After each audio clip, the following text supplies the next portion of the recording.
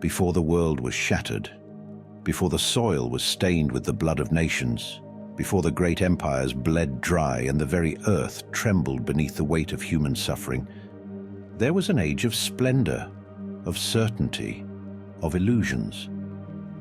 The year was 1913. The world stood at the precipice of an era that believed itself eternal. It was the twilight of an age gilded in gold, its grandeur masking the deep fractures below.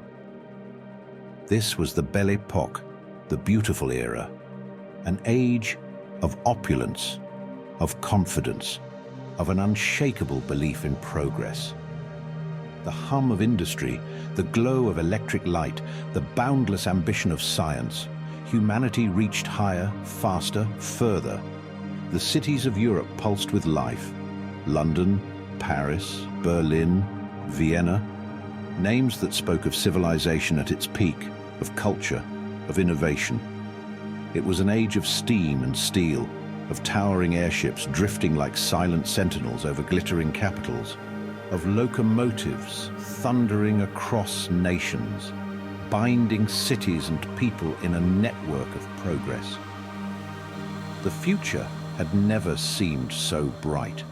The motorcar roared onto cobbled streets, the aeroplane defied gravity, and Marconi's wireless messages whispered across oceans. A world once vast and unknowable was shrinking, growing ever closer, ever more connected. Yet beneath the elegance, beneath the laughter in the grand halls and the smoke curling from cafe terraces, the earth rumbled with something darker, a force unseen, unheard, yet undeniable. The world was not at peace, not truly.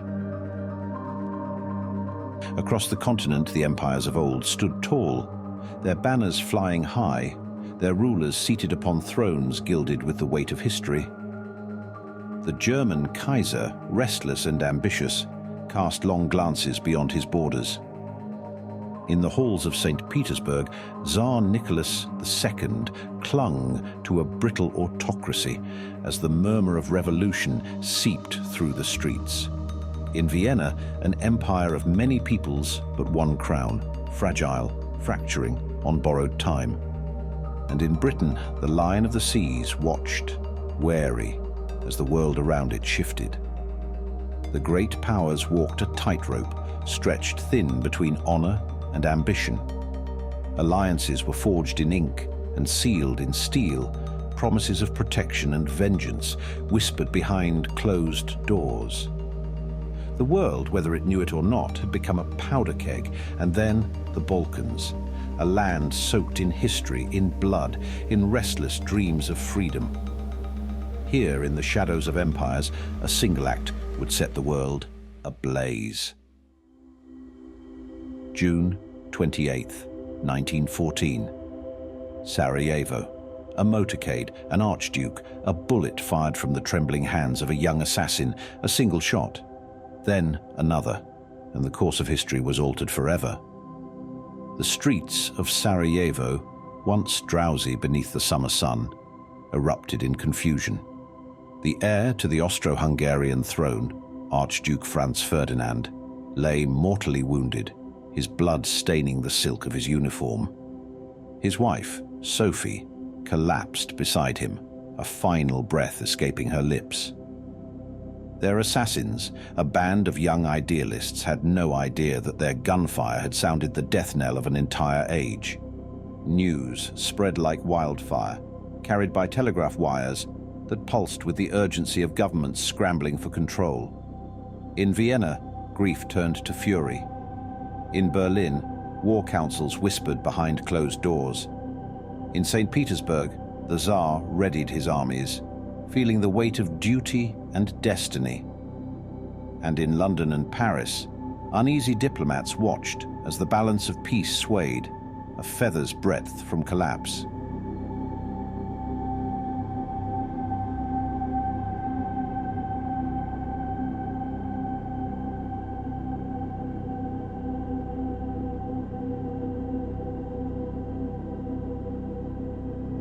In the drawing rooms and lively taverns, in bustling markets and industrious factories, the people of Europe carried on with their daily lives, blissfully unaware that they were teetering on the brink of a catastrophic upheaval that would forever alter the course of history.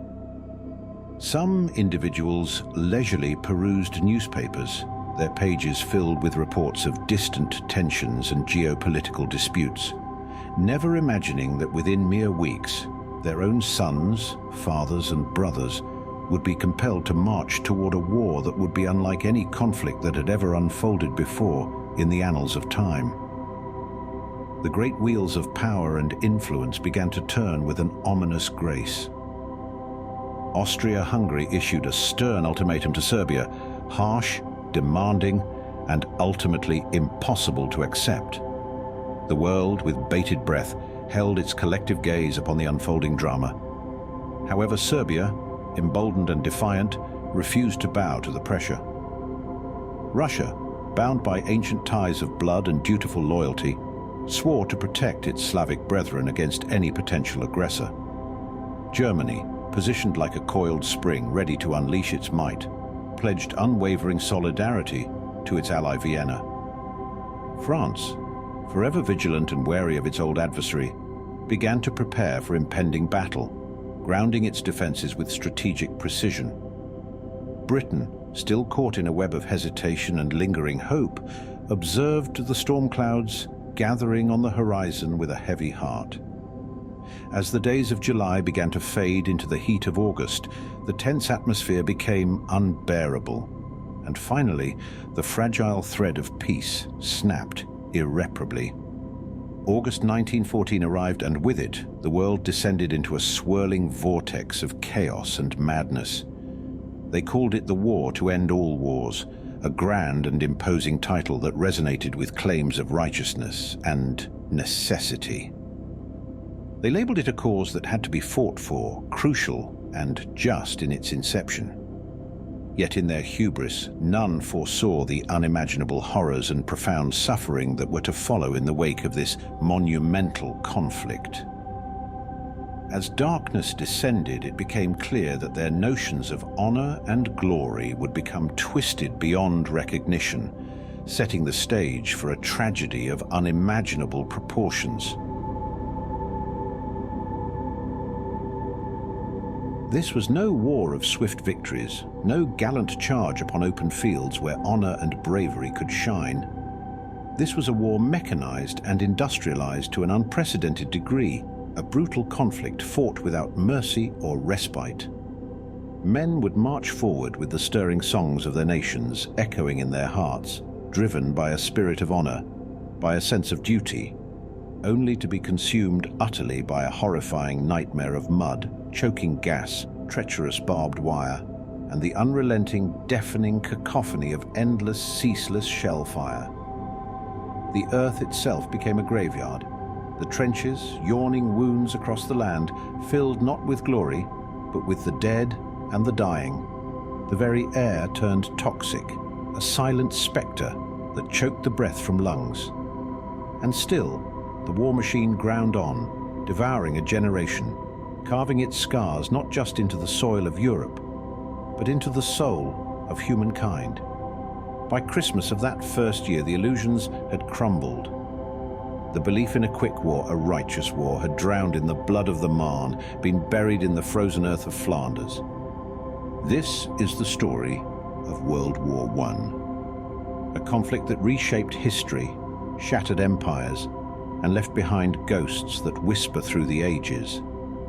A war that saw the world burn, yet left the seeds of future battles sown deep within the soil. This was not the end. This was merely the beginning of a century of conflict. This is the story of how the world unraveled. Welcome to the descent into the abyss, into the trenches, into the fire.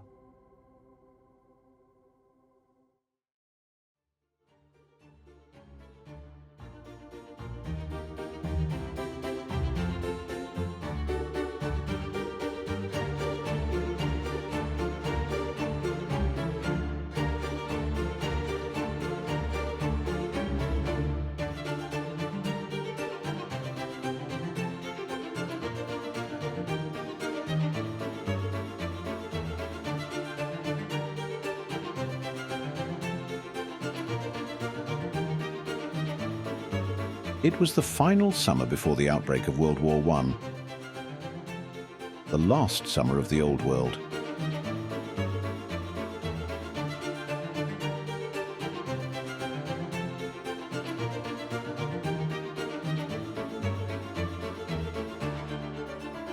For the everyday men and women walking the streets of the Western world, especially those who had lived through the lively early years of the 20th century, war seemed like the farthest thing from their minds.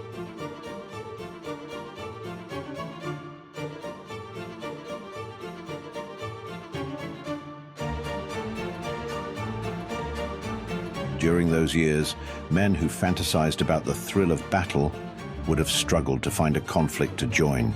In 1901, and in the 13 years that followed, the people of Western Europe and the English-speaking Americas were shifting from warriors to consumers. Motorcars, motorcycles, airships, electric trains and submarines became novelties to fill the growing leisure time. The emerging middle class looked forward to more years of progress, prosperity and peace. There had been no war among the great powers for nearly half a century, and the globalization of the world economy suggested that war was a relic of the past.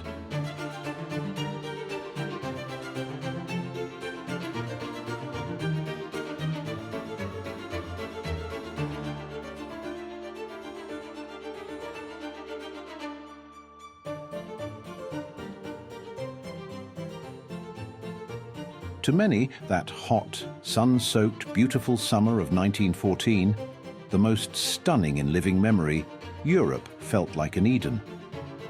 Stefan Zweig captured the mood perfectly, writing that he had rarely experienced a summer more luxuriant, more beautiful, and I'm tempted to say, more summery. In particular, the middle and upper class Britons saw themselves living in a perfect world, one in which economic forces would prevent the European powers from waging war on each other. For those with a comfortable income, the world of their time felt freer than it does today. Until 1914, the sensible, law-abiding Englishman could go through life barely aware of the state's presence. One could live wherever and however one pleased, and travel almost anywhere in the world without needing anyone's permission.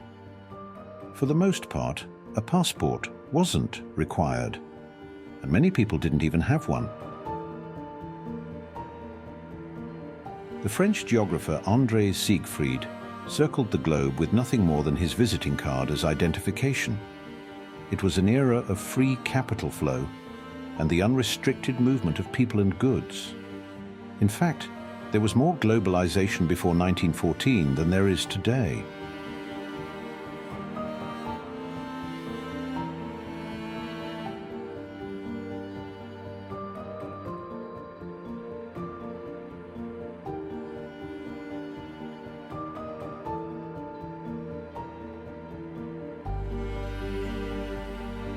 Much of the final quarter of the 20th century was spent simply regaining the ground lost in the preceding 75 years.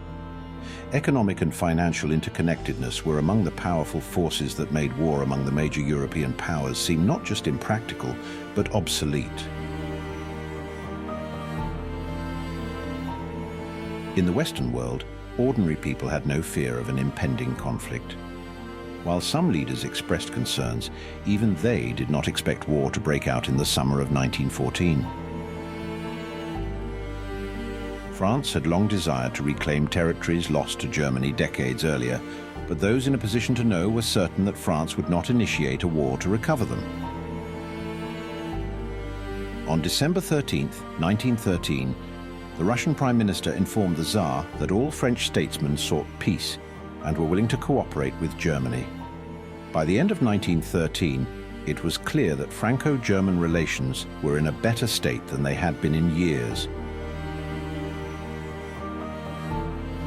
Germany feared a future war with Russia, but by the winter of 1914, they knew the Tsar's armies were in no condition to fight, and wouldn't be for several years.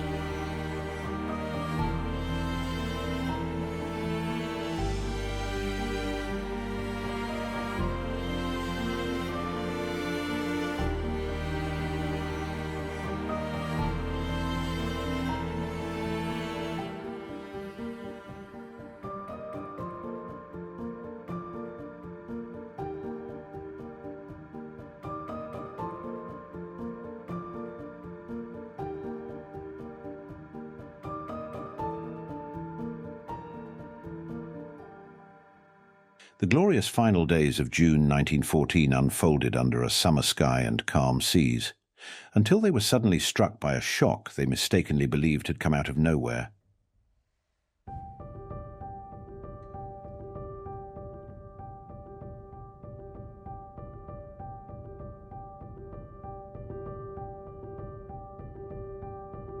The path that led the major powers of Europe into war in 1914 was long and winding, shaped by numerous factors that ultimately pushed them toward armed conflict.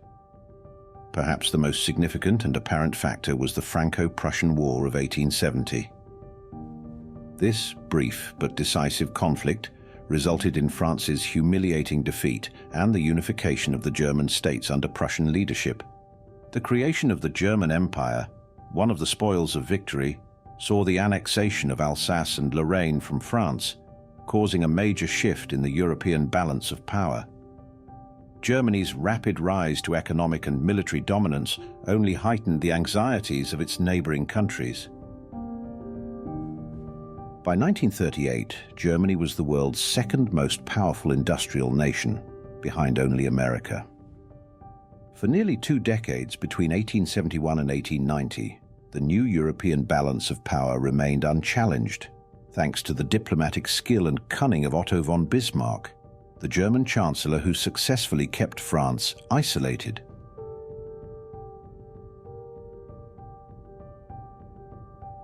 However, when Bismarck left office in 1890, it didn't take long for a series of unpredictable shifts to start undermining his carefully crafted continental system. Relations between France and Germany rapidly worsened, and Russia, under the Tsar, began to draw closer to both France and Austria-Hungary. In response, Germany worked to strengthen its alliance with the Austro-Hungarian dual monarchy, ensuring an ally to the east. Yet, this alliance would prove costly, as it increasingly tied Germany to a crumbling empire struggling to control the nationalist movements within its diverse population. The volatile situation in the Balkans grew more dangerous as Turkey's influence waned. Austria and Russia, eager to exploit these opportunities, each pursued paths that would inevitably lead to conflict. The rise of Serbia further destabilized the region. Serbia, angered by Austria's 1908 annexation of Bosnia and Herzegovina, expanded its influence and territory following the Balkan Wars of 1912 and 1913, which only fueled Austria's growing irritation.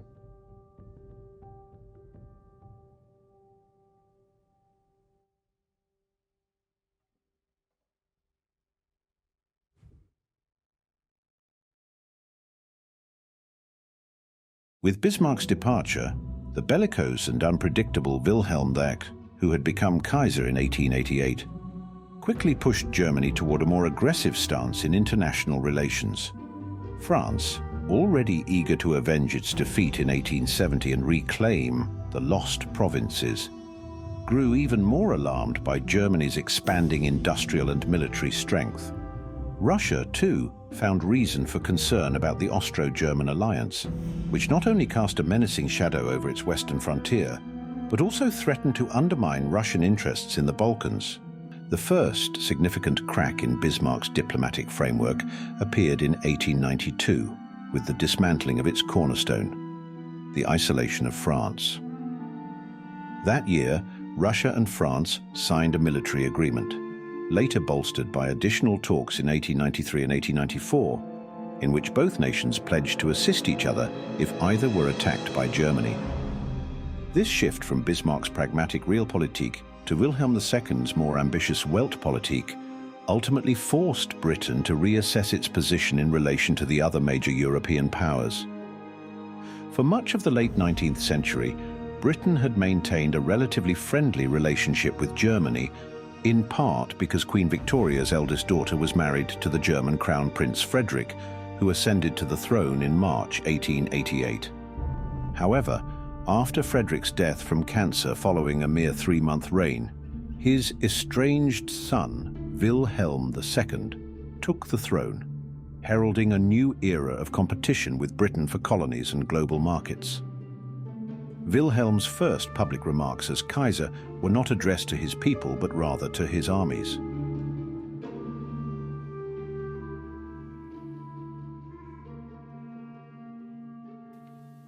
We belong to each other, I and the army.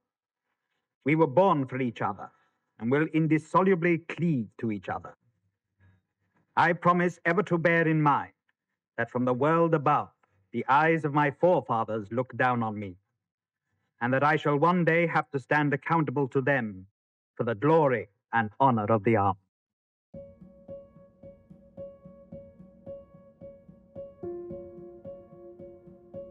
The German army under Prussian leadership was the most formidable military force in the world, but it was Germany's naval expansion that estranged Britain.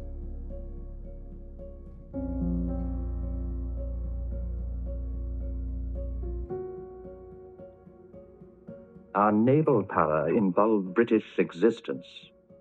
If our naval supremacy were to be impaired, the whole fortunes of our race and empire would perish and be swept utterly away. Under the guidance of Rear Admiral Alfred von Tirpitz and with the Kaiser's backing, the Kriegsmarine revealed its plan to build a fleet of 38 battleships over the next 20 years. Viewing Britain as the greatest obstacle to Germany's expansion, Tirpitz saw the German fleet as a political tool that could enhance the country's influence in global affairs. The launch of 14 battleships in Germany between 1900 and 1905 marked the beginning of a naval arms race, which escalated further when Britain introduced the revolutionary turbine-driven all-big gun battleship HMS Dreadnought in 1906. Each new launch pushed Germany and Britain further apart. I explained to him that the real ground for the growing antagonism in this country towards Germany was not jealousy of her rapidly expanding commerce, but fear of her growing navy. The Kaiser did not care. I do not wish for a good understanding with England at the expense of the extension of the German fleet.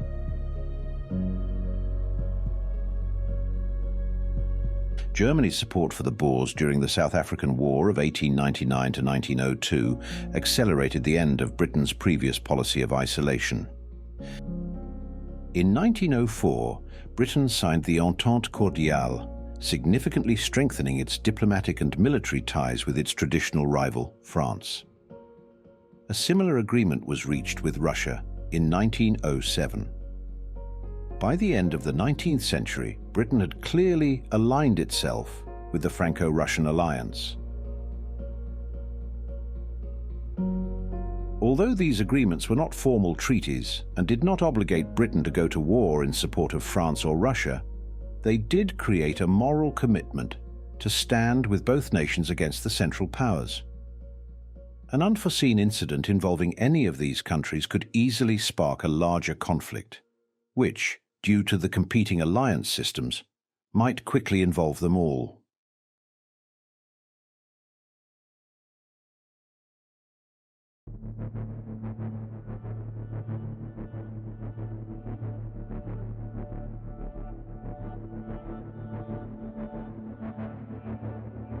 Sunday, 28th June, 1914. Early in the morning, Archduke Franz Ferdinand and his wife Sophie attended Mass in a chapel set up for them at their hotel. Afterward, they boarded a train bound for Sarajevo, a journey lasting just under half an hour.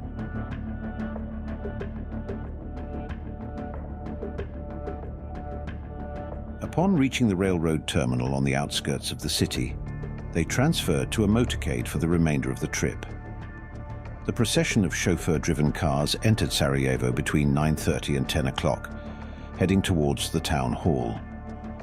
The morning rain had ceased, and the top of the car was lowered.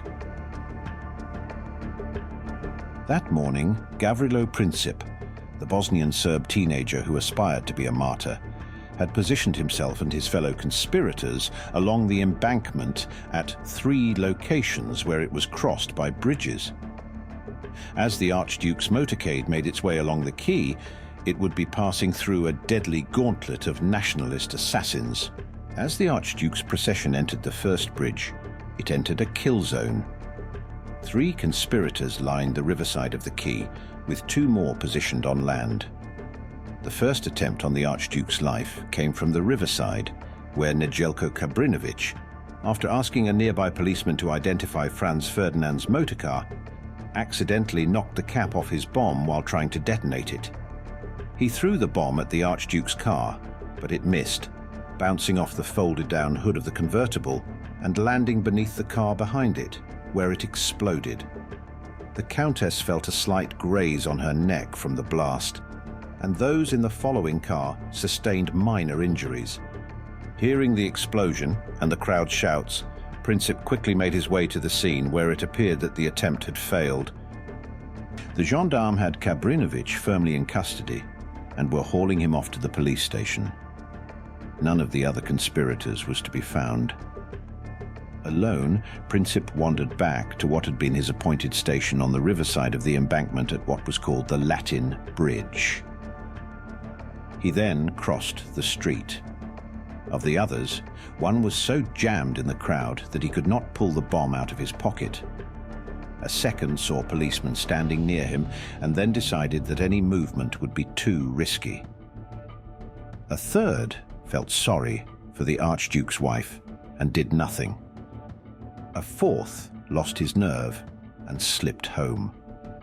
Franz Ferdinand decided to cancel existing plans, which called for his motorcade to maneuver through winding alleys on the way to the museum. After the stop at the town hall for a reception and speeches, he insisted on driving to hospital to visit Colonel Medici, who'd been likely wounded in the bombing attack. The driver in the lead car was not told of the change in plans and turned off the main road toward the museum. When the mistake was realized, the Archduke's driver halted his car to consider how best to get back on the route to hospital. Meanwhile, they sat motionless less than 5 feet from the dejected Princip. He was astonished at his sudden good fortune. He quickly seized his chance. He reached for a bomb in his pocket, but became aware that hemmed in by the crowd, he could not swing his arm to toss it at his target, so he pulled out his pistol and fired 2 shots at point-blank range. His first shot hit the Archduke in the jugular. His second caught the Duchess in the abdomen as she was rising to her husband's aid. Princip then turned the revolver on himself, but was prevented from firing it by a bystander who hurled him to the ground. Confusion erupted as the crowd and nearby police battled one another to get the boyish assassin.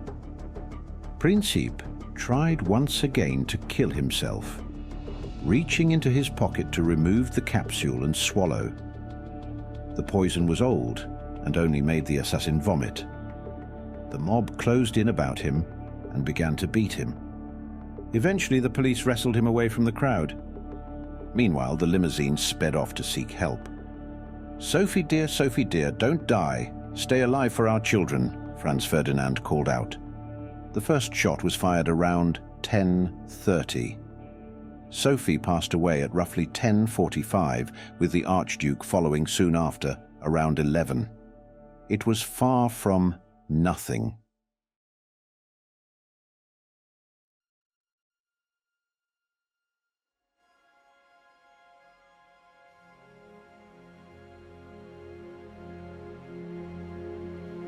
If the murders in Sarajevo had occurred even a century earlier, it would have taken weeks or months for word to reach distant corners of the world.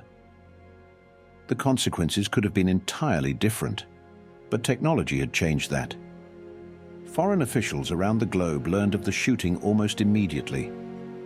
In Germany, the Kaiser was informed of the assassination while racing in a regatta aboard his yacht, Meteor. Wilhelm decided to return to Berlin immediately. In England, the outrage, as the assassinations were called, dominated the foreign coverage in the morning edition of the London Times. In France, however, at the first cabinet meeting following the murders, the killings were scarcely mentioned. In fact, across Europe's capitals, the reaction to the assassination of the heir to the Habsburg throne was shockingly calm, even indifferent. The truth was that few in Austria-Hungary mourned Franz Ferdinand's death. While the leaders of the dual monarchy expressed regret over the killing of royalty, they saw the Archduke's removal as the least mourned choice among the royal family. Of course, as heir to the throne, Franz Ferdinand was second only to the emperor in importance within the Habsburg Empire. But by murdering him, Serbian terrorists had issued a direct challenge to the empire's very existence. If Austria-Hungary failed to respond, it would risk losing its authority. Yet this was not the primary motivation for Austria's desire to destroy Serbia. The Habsburgs had long sought to eliminate Serbia as a threat, and the killings merely provided the pretext.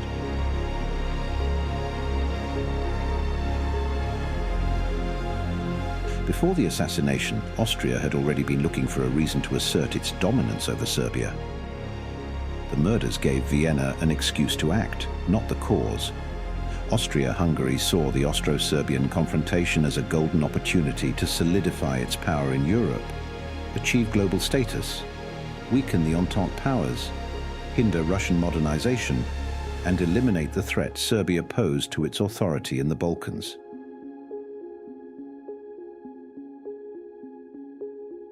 The German ambassador to the dual monarchy reported to the Kaiser. Count Berchtold, the Austro-Hungarian foreign minister, told me today that everything pointed to the fact that the threads of the conspiracy to which the Archduke fell a sacrifice ran together at Belgrade.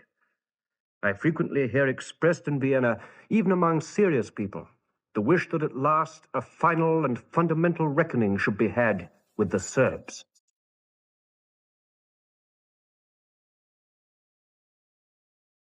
The Kaiser wrote in the margin of his report, "Now or never." 4 days later, on July 6th, he sent a message to the Austrian Emperor. The Emperor Franz Joseph may rest assured that His Majesty will faithfully stand by Austria-Hungary, as is required by the obligations of his alliance and of his ancient friendship.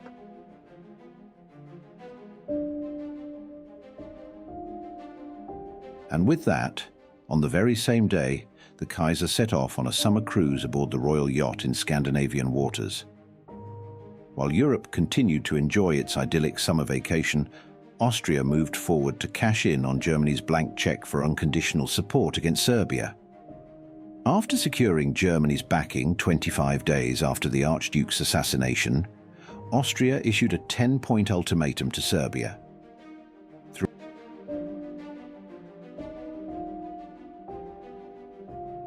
Throughout July, Germany's top military leaders, along with the Kaiser, Chancellor and Foreign Secretary, were all on leave.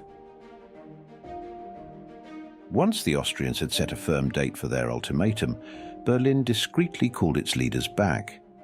They returned starting on July 23rd, one by one, to avoid drawing attention. After their return, the debate over the next steps began.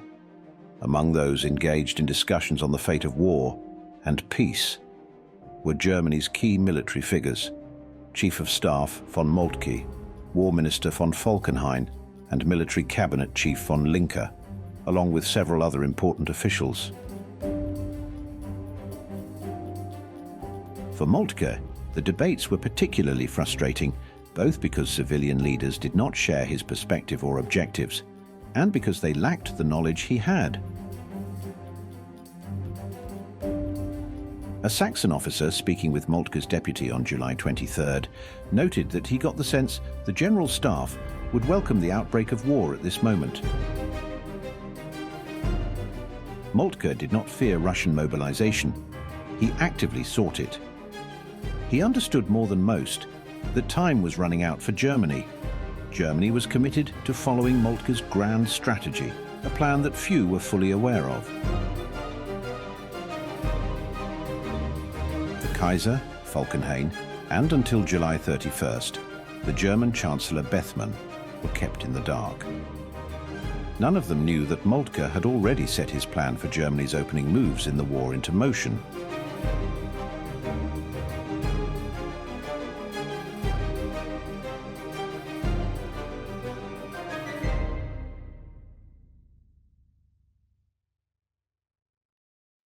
On July 25th, Serbia accepted 9 of Austria's 10 points, but rejected in part the demand that Austrian officials be involved in the investigation of the assassination, seeing it as an infringement on its sovereignty. On the same day, Serbia also mobilized its army. Russia confirmed partial mobilization on July 26th, entering a phase of preparation for war. Austria responded by mobilizing that same day. Then, on July 28th, the dual monarchy declared war on Serbia. Up to this point, it might still have been possible to localize the conflict. But Germany continued to take an uncompromising stance, escalating tensions and internationalizing the crisis. On July 29th, Germany demanded that Russia immediately halt its preparations for war. Failure to comply would result in Germany mobilizing its own army. The German Imperial Chancellor, Theobald von Bethmann-Hollweg, instructed the ambassador in St. Petersburg to deliver this message. Kindly call attention to the fact that further confirmation of Russia's mobilization measures would force us to mobilize. And in that case, a European war could scarcely be prevented. Russia could not afford to passively accept the erosion of Serbian sovereignty or the growing influence of Austria in Eastern and Southeastern Europe. As a result, on 30 July, Russia ordered a general mobilization in support of Serbia. Russian mobilization began the following day, but it was not necessarily an immediate step towards war. The Russian forces could, if needed, have remained on their own territory for weeks while diplomatic negotiations continued. Germany's actions escalated the tension. At 1:45 p.m. on July 31st, Germany issued a proclamation signaling the threat of war. By 3:30 p.m., the German government addressed both Russia and France, presenting Russia with an ultimatum. Unless Russia demobilized within 12 hours, Germany would fully mobilize its forces. The German ambassador in Paris was instructed that mobilization equated to war, and France was asked to provide guarantees of neutrality. Events were spiraling quickly beyond control. When Russia did not respond, Germany ordered a full mobilization. Time was running out. In each country, mobilization marked the point at which war plans were set into motion.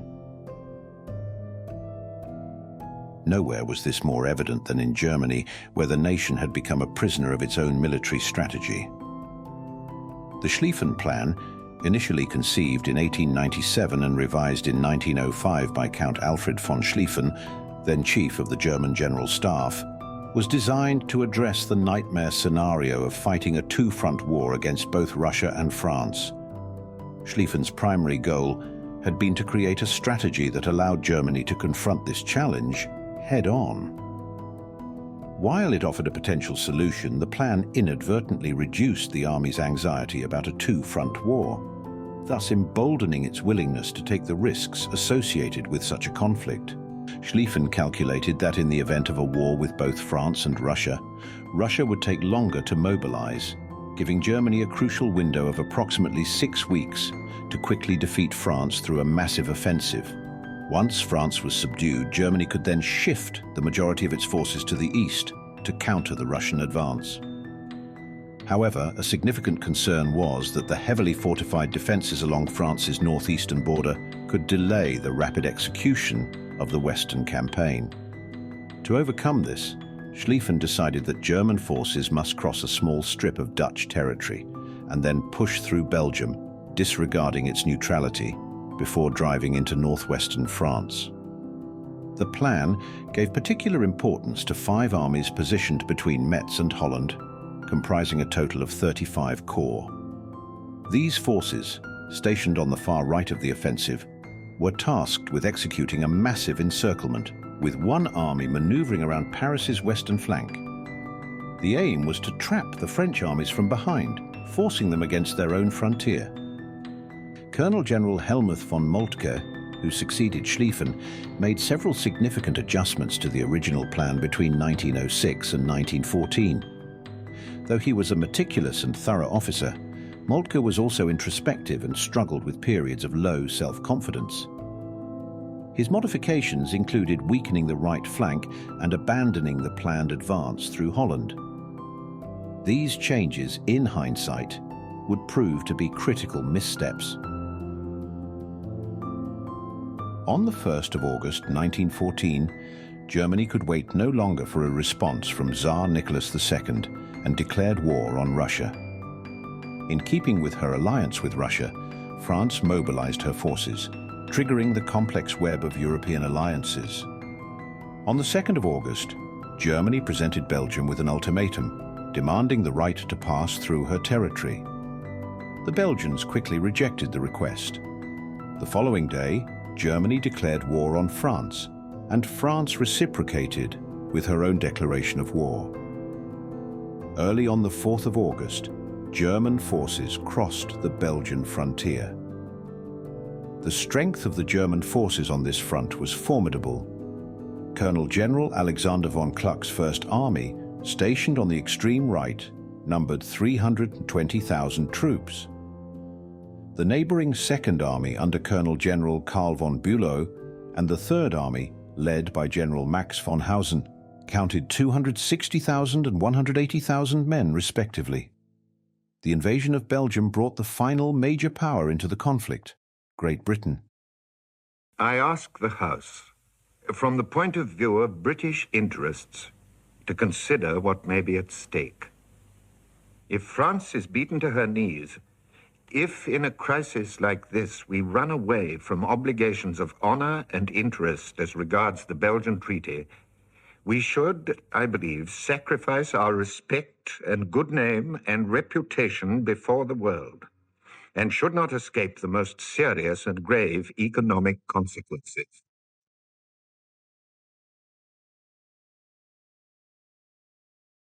God grant we may not have a European war thrust upon us. And for such a stupid reason, too. No, I don't mean stupid. But to have to go to war on account of tiresome Serbia beggars belief.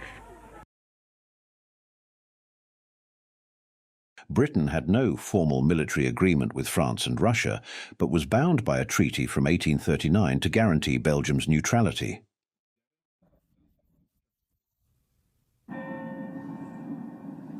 The moment had arrived. At 11 p.m. on August 4th, 1914, the last summer of the Old World came to an end. Standing on the balcony of his residence, British Foreign Secretary Sir Edward Grey watched as the lamplighter's moved along the street below.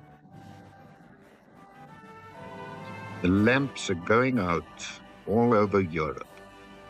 We shall not see them lit again in our lifetime.